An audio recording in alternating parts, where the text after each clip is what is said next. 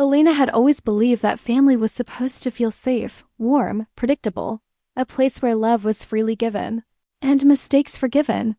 But the Carter household had never been like that. For her, family was a series of invisible walls. Rules she didn't make, expectations she could never meet, and a quiet, lingering tension that followed her from room to room. Somewhere between childhood and adulthood, Elena had learned an unspoken truth. In her family, silence was safer than speaking, obedience was praised, questions were dismissed, complaints were ignored. And when love was shown, it was measured, distributed selectively. Like a currency she would never fully access. It was a Monday evening when everything began to shift. Elena was in the kitchen, washing dishes, the familiar clink of plates and the hiss of water under the faucet filling the quiet apartment. The sun was dipping low, streaks of orange and pink spilling through the window, painting everything in a calm light that contrasted sharply with the feeling that had started to coil in her chest. She heard her mother laughing in the living room, not a warm laugh, not a happy one. It was sharp, cutting, the kind of laugh that seemed meant for someone who wasn't there. Elena froze mid-motion, gripping the edge of the sink. She dried her hands slowly, deliberately, feeling the familiar tightening in her chest, the sensation that had haunted her for years. The feeling that whispered, "You don't belong here." And then her father's voice followed. Calm, deliberate, authoritative. "Let her know clearly," he said. "So she doesn't expect anything later." Elena froze completely. Her heart started pounding louder than the running water, louder than the soft hum of the apartment. Expect what? Her mind raced, trying to place the meaning behind the words. She had learned over the years that the most important truths in her family were never spoken directly to her. They were whispered behind closed doors, hinted at with sidelong glances, or hidden behind smiles that never reached the eyes. She stepped slowly into the living room. Her mother and father froze. Her father cleared his throat. Her mother forced a smile that didn't touch her eyes. "Elena," her mother said, "we were just talking." "About Grandma?" Elena asked softly. Silence. Her father leaned back, arms crossed, uncomfortable, annoyed. "Yes," he said finally, "and since you overheard, we might as well be honest." Elena's stomach twisted. Her mother smoothed her dress, a motion that seemed rehearsed. "We don't want you getting the wrong idea. When your grandmother passes, everything will go where it belongs." Elena swallowed hard. "What do you mean?" "You won't be inheriting anything," her father said simply. The words landed heavy, final, like a door slamming shut in her chest. She waited for a reason, an explanation, something, but there was nothing. Her mother added casually, "You should focus on your own life. Not money that was never meant for you." Elena nodded slowly. She didn't cry, she didn't argue. She had learned long ago that emotions were wasted in that house. She turned back to the kitchen, but inside, something had quietly cracked. It wasn't shock that hurt the most. It was familiarity. She'd always been treated like an extra piece in her own family, someone who existed but didn't quite matter. Her younger brother Marcus had always been the center. Better schools, better clothes, more attention. When she did well, it was expected. When Marcus did the same, it was celebrated. Even Grandma Rose noticed. "Elena is strong," Grandma had said once. "She doesn't complain." Elena had thought it was a compliment. Now she knew better. Being strong had made it easier for them to ignore her. She moved out as soon as she could, worked 2 jobs, paid her own bills, never asked for help. And still, every holiday, every family dinner, felt like she was a guest who had stayed too long. But Grandma Rose had always been different. Quietly, unobtrusively, she noticed Elena. She noticed the little things, how Elena stayed late to clean. After family dinners, how she listened while others talked, how she helped without being asked. When Elena was 16, Grandma pressed a folded bill into her hand. "For emergencies," she had said. Elena had tried to refuse. "One day you'll understand." Grandma had smiled when she graduated. Grandma had hugged her longer than usual. "You'll be fine," she whispered. "No matter what they say." Elena hadn't understood it then, but she remembered it now. Still, the words of her parents echoed in her mind. If they said she wasn't inheriting anything, maybe they were right. Maybe Grandma had changed her mind. Maybe she didn't matter as much as she thought. 3 weeks later, everything changed. Elena's phone vibrated at work, an unknown number. She ignored it. It rang again. She stepped into the hallway and answered, "Hello? Is this Elena Carter?" A calm professional voice asked. "Yes." "This is Mr. Lawson calling from the law office of Harris and Bloom. I handle the estate of Rose Carter." Elena's breath caught. "I'm sorry for your loss," he continued. "Your grandmother passed peacefully last night." The words felt unreal. Elena leaned against the wall. "Oh, I see. There was a pause, Miss Carter." The lawyer said carefully, "We need you to come in for a meeting." Elena hesitated. "I think you should contact my parents." Another pause. "Then we already have." They were surprised by the contents of the will. Elena closed her eyes, her chest tightening. "I don't think I'm involved," she said quietly. "They told me, Miss Carter," he interrupted, "you are very much involved." Her hands began to shake. Her mind raced. Her parents had been sure she'd inherit nothing. But now, suddenly, everything she believed about her family was about to unravel. That evening, Elena barely slept. Memories of Grandma's words, her looks, her gentle gestures, all replayed in her mind, and something else, something unsettling. What if her parents knew? What if they lied to her for years? The next morning, she stood outside the law office, staring at the glass doors. She took a deep breath and walked in, unaware that within the next hour, her life, her family, and everything she thought she knew would be completely transformed. Inside, the office smelled of polished wood and quiet authority. Elena sat across from Mr. Lawson, her hands folded tightly in her lap. She told herself not to expect anything. Maybe a keepsake, maybe a letter.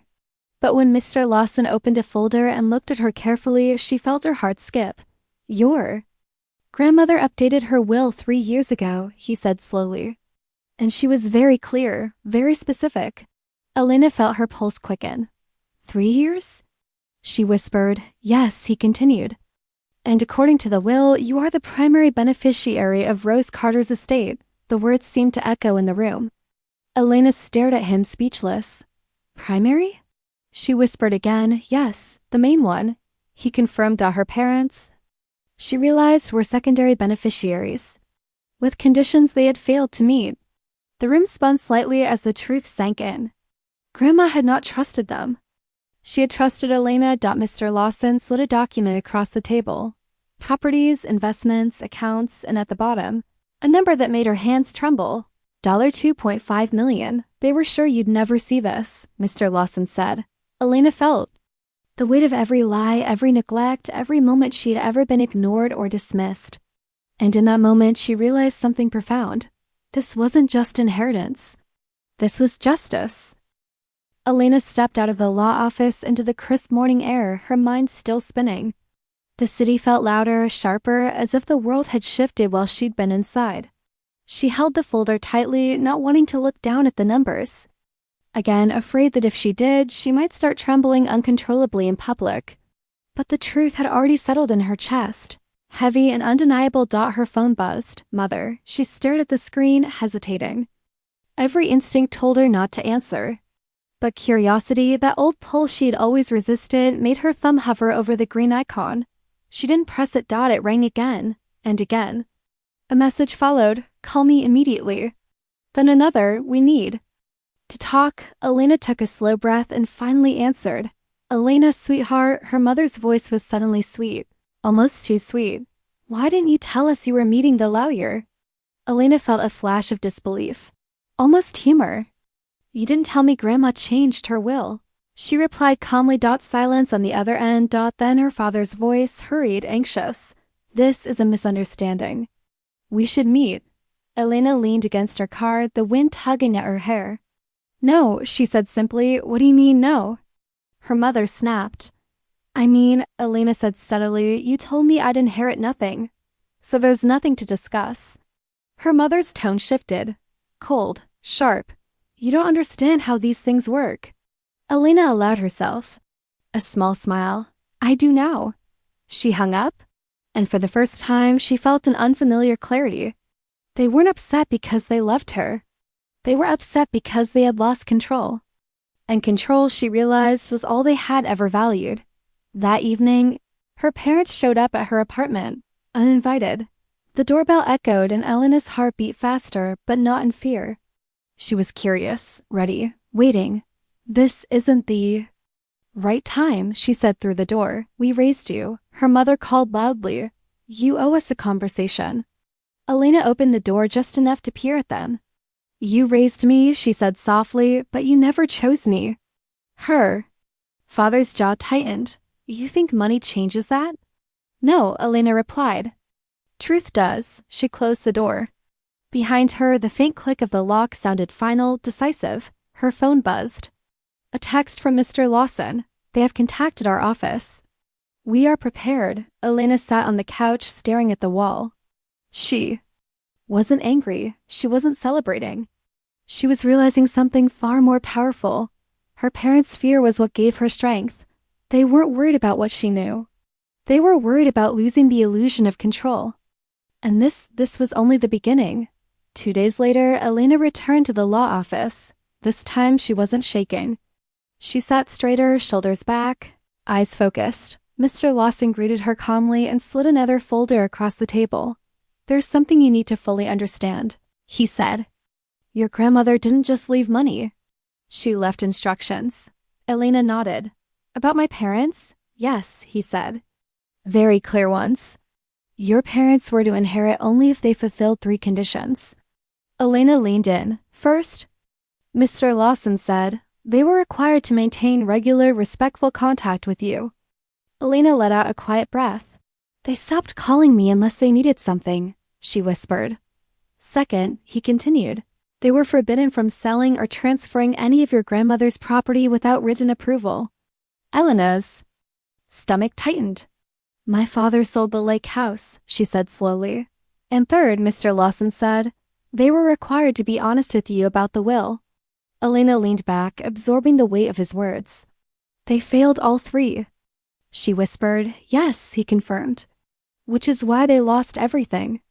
Later that day, Elena drove past the old lake house, the one where summers smelled like warm wood and fresh air. The house her father had claimed he had to sell. She parked across the street, staring at the for sale sign that still stood, mocking the lie they had told for so long. She called Mr. Lawson. They sold it illegally, she said quietly, almost to herself. Yes, he replied calmly. And we're reversing the sale. Elena closed her eyes. That house was hers now. Not because of money, but because truth had finally caught up. That night, her phone buzzed incessantly. Her parents had switched tactics. We made mistakes. We were protecting you. Family shouldn't fight over money. Elena read every message in a reply. She didn't need to. Then came the last one. Your grandmother would be ashamed of this. Her chest tightened. That one hurt, but it also cleared. Something inside her. Grandma Rose had known this would happen.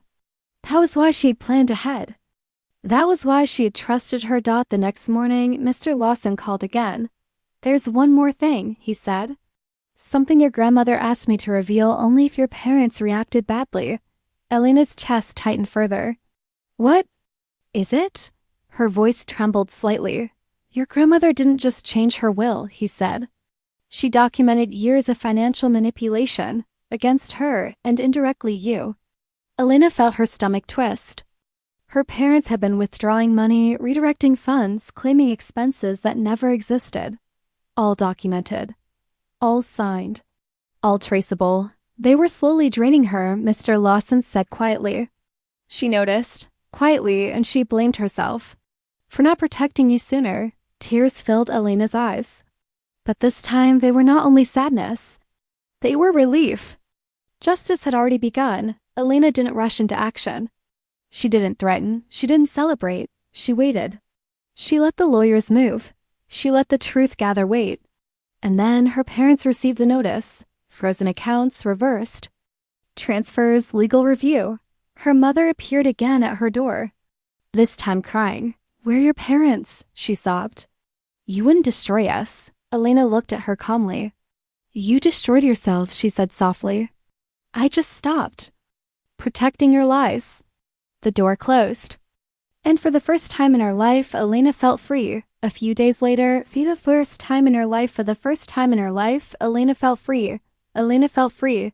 A few days later, Elena agreed to one final meeting, not because she owed them anything, but because she was done running from the truth.